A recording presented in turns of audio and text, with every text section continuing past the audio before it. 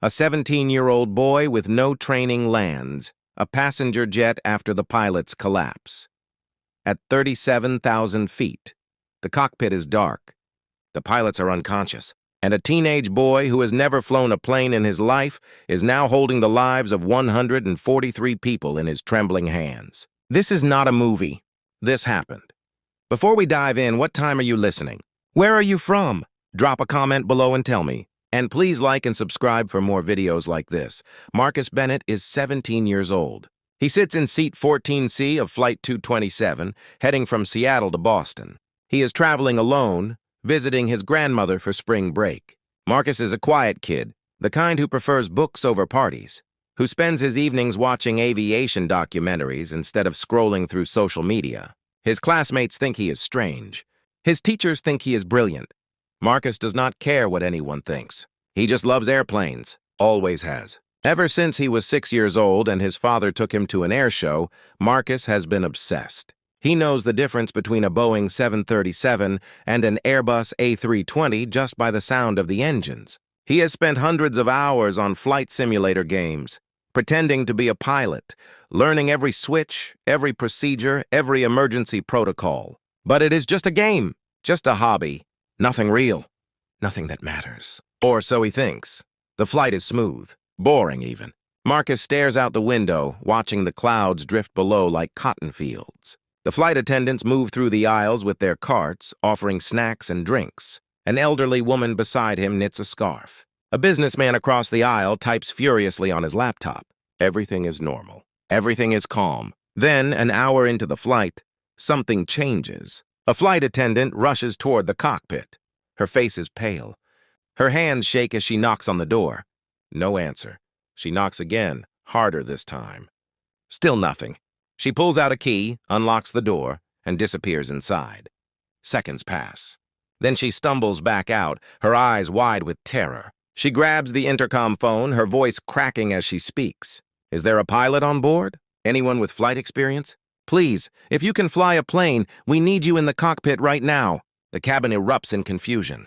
Passengers look at each other, murmuring, whispering. What is happening? Why does she need a pilot? Where are the pilots? Marcus feels his heart pounding. He unbuckles his seatbelt and stands up. His legs feel like jelly. His mouth is dry. He walks toward the flight attendant, who is now crying, her hands covering her face. Excuse me, Marcus says quietly. I know how to fly, sort of. The flight attendant looks at him like he is insane. You are a kid, she says. Marcus nods. I am 17, but I have been training on simulators for years. I know this plane. I know the systems. The flight attendant stares at him for a long moment. Then she grabs his arm and pulls him toward the cockpit. The cockpit is a nightmare. Both pilots are slumped over the controls, unconscious. Their faces are pale, their breathing shallow. The plane is on autopilot, flying straight and level, but that will not last forever. Marcus steps inside, his heart racing so fast he thinks it might explode. The flight attendant is speaking to air traffic control on the radio, explaining the situation. They are telling her to find someone who can land the plane. Anyone. She looks at Marcus. You are all we have, she says. Marcus sits down in the captain's seat. His hands hover over the controls, shaking so badly he can barely hold them steady. He looks at the instrument panel. Everything he has studied, everything he has learned from those countless hours on his simulator comes flooding back. The altimeter, the airspeed indicator, the heading, the autopilot controls. He knows where everything is. But knowing and doing are two very different things. The radio crackles. This is Seattle Center. Who am I speaking to? Marcus picks up the headset with trembling fingers. My name is Marcus Bennett. I am 17 years old. I am not a pilot, but I know how to fly. There is a long pause. Then a calm, steady voice responds. Okay, Marcus. My name is Captain Sarah Lynn. I am a flight instructor, and I am going to help you land this plane. Do you understand me? Marcus swallows hard. Yes. Good. First, I need you to tell me what you see. What is your altitude? Marcus looks at the altimeter. 37,000 feet. Airspeed? 380 knots. Good. You are doing great, Marcus. The autopilot is keeping you stable right now, but we need to start descending soon. Are you ready? Marcus closes his eyes. He thinks about all those hours in his bedroom, hands on a plastic joystick pretending to be a pilot. He thinks about his father, who believed in him even when no one else did. He thinks about the 143 people behind him who have no idea that their lives are in the hands of a 17-year-old boy.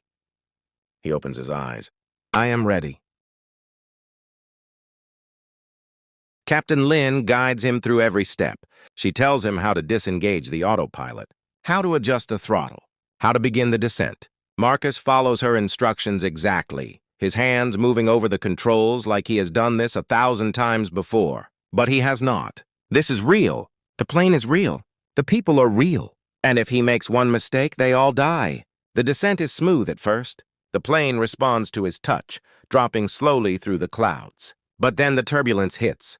The plane shakes violently, throwing Marcus against his seatbelt. Alarms start blaring. The stick shaker activates, warning him that the plane is losing speed. Captain Lynn's voice cuts through the chaos. Marcus, you need to increase your throttle. You are slowing down too much. Marcus pushes the throttle forward. The engines roar, and the shaking stops. His shirt is soaked with sweat. His vision blurs. But he keeps going. Captain Lynn guides him through the approach. She tells him when to lower the landing gear, when to extend the flaps, when to line up with the runway. Marcus can see it now, a thin strip of gray in the distance, growing larger with every second. He is coming in too fast.